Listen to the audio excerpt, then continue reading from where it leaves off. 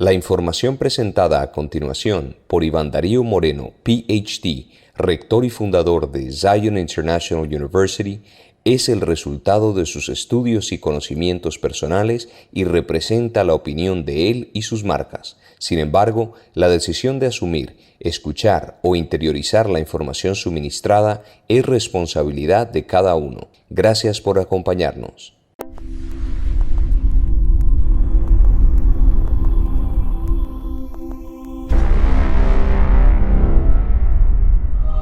Biblia. Explora la Biblia en orden cronológico con el doctor Iván Moreno. Muy buenos días, tardes y noches a todos ustedes. Bienvenidos a mi programa de Biblia. En esta ocasión voy a hablar del libro de los Salmos. La palabra Salmos viene del griego salmoi, que viene del hebreo tejilín, que significa alabanzas. Entonces realmente el libro en hebreo significa alabanzas. Son 5 libros de poesía religiosa hebrea. En cuanto a cuándo fueron escritos los salmos, pues es muy difícil saber, ya que pues muchos, digamos que tienen diferentes contextos, hay diferentes autores, entonces se podría decir que hay muchos que fueron escritos después del cautiverio de Babilonia, a partir de tal vez muchos cánticos que se habían elaborado o compuesto desde incluso la época de Moisés y sobre todo la época monárquica. Se puede decir que por lo menos el 10% de los salmos tienen un contexto histórico puntual, es decir, que podríamos decir más o menos en qué época se escribieron. Entonces prácticamente estamos hablando de desde la época monárquica hasta el cautiverio, por lo menos estamos hablando de un rango mínimo de 500 años en que fueron compuestos, mínimo. En cuanto a la autoría, pues tenemos que 73 títulos de salmos, dice que son cantos de David, mientras que 12 salmos son de Asaf, 11 salmos de los hijos de Coré, 2 salmos de Salomón y otros de Moisés. Y también tenemos, por ejemplo, el de Moisés sería el Salmo 90. Y otros autores como Emán, Jedutún, Etán, y hay por lo menos 35 salmos que están sin atribución alguna. El Salmo 110, que lo titulan El anuncio del reino del Mesías, es citado por Jesús en Mateo capítulo 22, versículos 42 al 45. Los salmos aparecen en lengua hebrea, agrupados en 5 colecciones y están separados por doxologías que aparecen al final de los salmos. 41, Salmo 72, Salmo 89, Salmo 106 y Salmo 150. Entonces, la estructura básica, 5 grupos de salmos. El primer grupo sería el Salmo 1 al Salmo 41, el segundo grupo el Salmo 42 al Salmo 72, el tercero Salmo 73 al Salmo 89, el cuarto sería el Salmo 90 al Salmo 106, el quinto Salmo 7 al Salmo 150. Curiosidades, el Salmo 14, donde dice que el necio en su corazón, dice en su corazón no hay Dios, es la repetición del Salmo 53. Los manuscritos más antiguos se encuentran entre los rollos del Mar Muerto. Algunos salmos llaman a Dios Jehová, otros lo llaman Elohim. Y precisamente aquí vemos que los salmos fueron escritos en diferentes épocas. Desde el punto de vista del género literario, algunos salmos son himnos cuyo principal característica es el ser cantos de alabanza. Otros son lamentos. E incluso la primera parte de los salmos se caracteriza por ser lamentos o por ser de este tipo de género. Pueden ser súplicas. Los salmos más conocidos y usados en la oración son de este género. Por ejemplo, el Salmo 22 que dice, Dios mío, ¿por qué me has abandonado? O el Salmo 130 que dice, de lo profundo, oh Jehová, a ti clamo. Hay salmos de gratitud cuyo sujeto es una persona. Por ejemplo, el Salmo 18 dice, te amo, oh Jehová, fortaleza mía. Como también varias o un colectivo. Por ejemplo, el Salmo 66 que dice, aclamad a Dios con alegría toda la tierra. Hay otros salmos que hablan sobre el rey de Israel y otros que muestran la realeza divina. Por ejemplo, el Salmo 2, que habla sobre el triunfo y reino del Mesías. El Salmo 99, que es un cántico de alabanza a Dios por su santidad.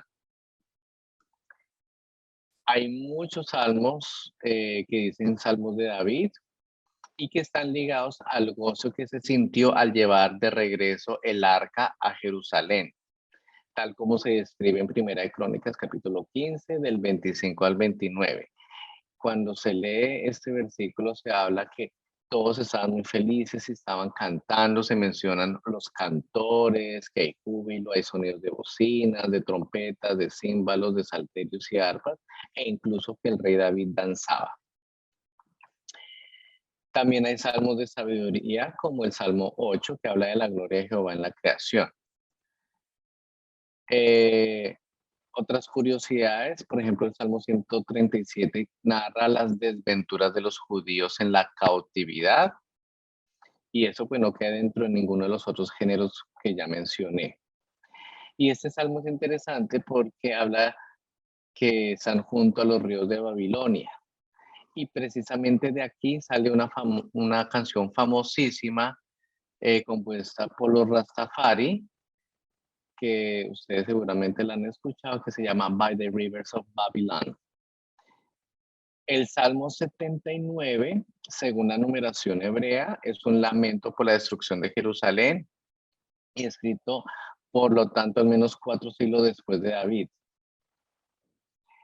Dice Salmo de Asaf, oración y lamento por la destrucción de Israel a manos de sus enemigos. El Salmo 29 dice literalmente en hebreo, tributad a Jehová, oh hijos de los dioses, porque aparece la expresión Bene Elim, en donde Elim es el plural de Dios, que es parecido a Elohim. Pero obviamente los traductores no lo tradujeron así, sino dijeron hijos de los grandes o de los majestuosos, pero no de los dioses.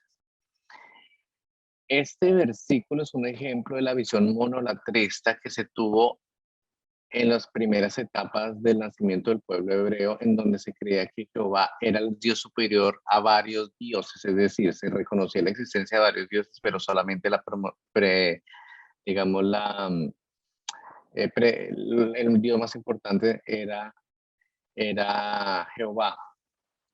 Y eso también ocurre en el Salmo 82, donde dice, Dios está en la reunión o congregación de los dioses, en medio de los dioses juzga.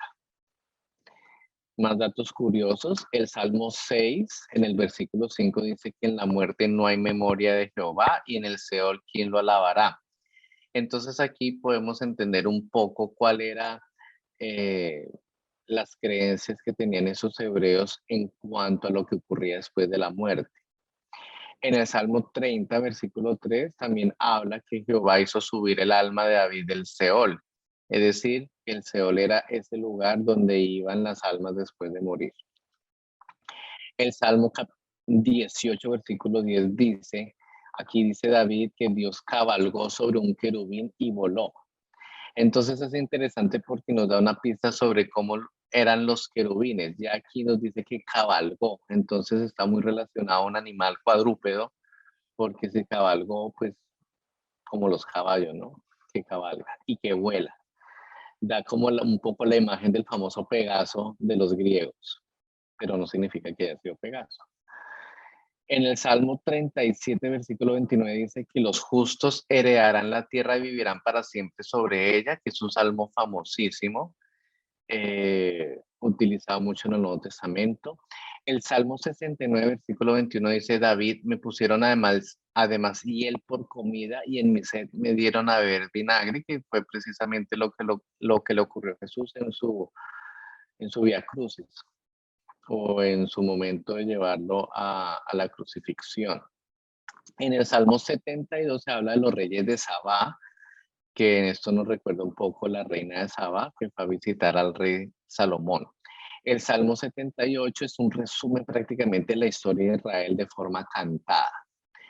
En el Salmo 81 se habla que se toca la trompeta en en la luna nueva. Entonces aquí podemos entender lo importante que eran las lunas, la luna nueva, la luna llena, pues para hacer todas estas festividades en los antiguos, digamos, en los antiguos hebreos.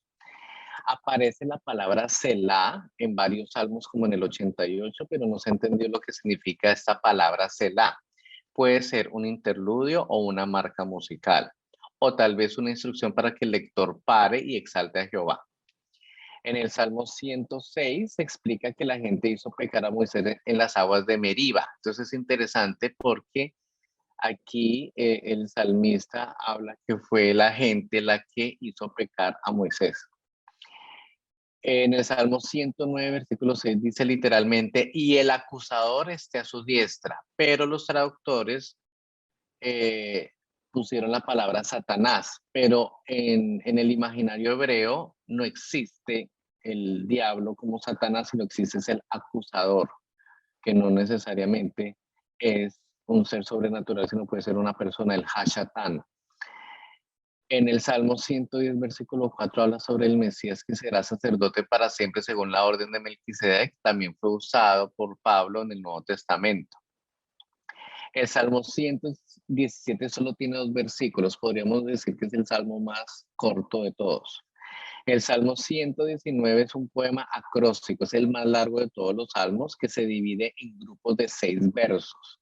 Y cada grupo tiene una letra hebrea, es decir, todo el alfabeto hebreo está en ese salmo desde el Aleph al Tav para un total de 176 versos.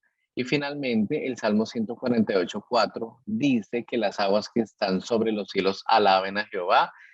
Entonces esto era un poco como los antiguos hebreos creían que era la tierra. Ellos creían que la tierra estaba rodeada de agua.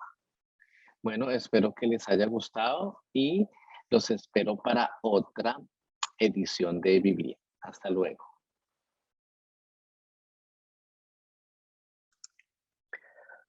Hola, muy buenos días, tardes y noches a todos ustedes. Les habla Iván Darío Moreno. Bienvenidos a mi programa de Biblia. La palabra Biblia es una palabra griega que significa libros y de ahí viene la palabra Biblia. Hoy les voy a hablar del libro de Proverbios.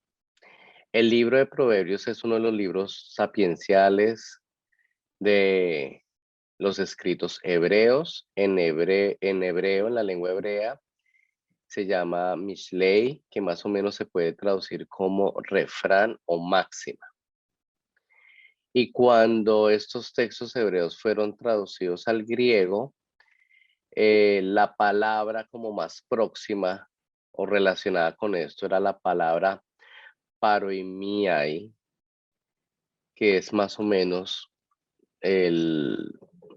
lo que conocemos hoy en día como proverbios. Porque en el latín pues digamos que pasó a ser la misma traducción. Por eso es que hoy en día en español encontramos como proverbios. ¿Qué son los proverbios? ¿Qué son estos libros? Estos refranes o máximas. Entonces muchos autores concuerdan que más que una antología, es decir, una colección de diferentes libros poéticos, lo hablan como una antología o más bien una colección de colecciones, puesto que tenemos diferentes géneros literarios, diferentes temas también. Entonces, este es un ejemplo de literatura de sabiduría bíblica desde el contexto hebreo, desde el contexto judío, que plantea cuestiones de valores, comportamiento moral, el significado de la vida humana y la conducta correcta, todo desde la perspectiva judía. Y obviamente, cuando surgió el cristianismo adoptó este libro también en el canon y por consiguiente también adoptó la perspectiva judía de estas cuestiones. Hay algo muy interesante de este libro que es su fundamento teológico, que dice que el temor de Dios, es decir, la sumisión a la voluntad de Dios, es el principio de la sabiduría. Se habla mucho de la sabiduría y su papel en la creación. Y curiosamente, la palabra sabiduría en hebreo, que es jochma, tiene características de mujer. Se habla como si fuera una mujer. Se utilizan pronombres femeninos, adjetivos femeninos. Se habla de ella. Ustedes pueden verlo en Proverbios 8, de los versículos 22 al 31, cómo se habla de la sabiduría como si fuera una mujer. Dice que prácticamente Dios adquirió esta figura femenina antes que nada, ¿no? Y a través de ella dio orden al caos. Y dado que los seres humanos tienen vida y prosperidad conforme al orden de la creación, lo más importante o la meta o el objetivo principal es buscar la sabiduría como la esencia y el objetivo de la vida religiosa. Eso es un poco como el resumen de lo que quiere plasmar esa parte de Proverbios que habla de la sabiduría. En cuanto a la autoría de los proverbios, siempre se le ha atribuido al rey Salomón. Sin embargo, existen algunos arameísmos, es decir, términos del arameo. Y recordemos que el arameo fue una lengua que se convirtió en la lengua franca o en la lengua más importante durante el reinado persa o el imperio persa, pero eso fue mucho tiempo después del rey Salomón. Y por eso complica un poco la datación, o por lo menos indica que este libro tuvo ciertos retoques o añadidos posteriores, es decir, ediciones. Los proverbios del 1 al 9 contienen también poemas de sabiduría.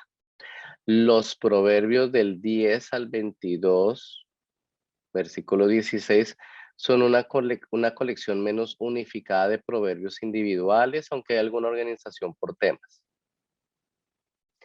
Otras colecciones se pueden datar después de la época de Salomón. Entonces, hay algunos autores o intérpretes que dicen que de Proverbios del capítulo 1 al capítulo, o sea, lo que dice Proverbios capítulo 1, versículo 1 y Proverbios capítulo 10, versículo 1, donde mencionan los proverbios de Salomón, ellos dicen que eso no se refiere necesariamente a la autoría, sino más bien que se le da ese tributo a Salomón como el gran sabio. Eso es una escuela de interpretación. Otra escuela de interpretación tradicional dice que eso es una prueba de que eso lo escribió Salomón. Entonces, en pocas palabras, lo que podemos decir es que independiente de si todo lo que hoy conocemos como proverbios es de autoría salomónica, sí se le atribuyó estos proverbios a Salomón, ya que se dice que Salomón fue el hombre más sabio, ¿sí? Por lo menos en el contexto hebreo de su época. En cuanto a la estructura, podemos decir que tenemos las siguientes partes. El propósito de los proverbios, que sería el capítulo 1, versículo 1 al 7. Luego tendríamos los proverbios a la juventud, que sería el capítulo 1, versículo 8 al capítulo 9, versículo 18. Aquí se hablan de temas como evitar el consejo del mal, el llamado de la sabiduría, el valor de la sabiduría, consejos a la juventud, seguridad en la sabiduría, los peligros del adulterio, las promesas peligrosas, la necedad de la indolencia, sobre el hombre malo, cuidados del adulterio, la astuta ramera, las excelencias de la sabiduría, el camino de la sabiduría, el camino de los insensatos, ¿sí? Interesante porque se habla mucho el tema del adulterio y sobre la mujer ramera. Son temas que preocupaban muchísimo a los sacerdotes, sobre todo a los sacerdotes de la época del cautiverio y después del cautiverio. Entonces, por eso también puede ser que haya una influencia incluso post-apostólica, perdón, post-exílica. Tenemos después de eso los proverbios de Salomón como tal, desde el capítulo 10 al capítulo 22, versículo 16. Y acá tenemos proverbios concernientes a varias situaciones.